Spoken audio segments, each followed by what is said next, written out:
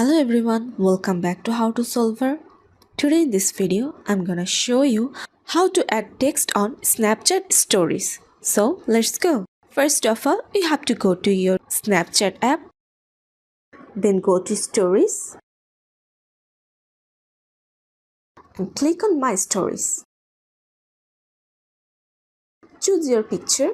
Here you can see text option. Click on that.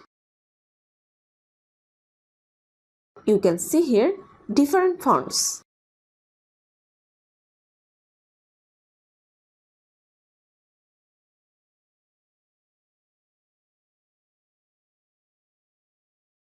By clicking here, you can remove your border. You can change your text color.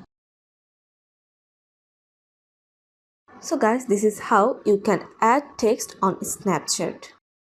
So guys, that's it. You can do this. I think this video is very helpful to you. If it was, then give a thumbs up and hit the subscribe button. And thanks for watching.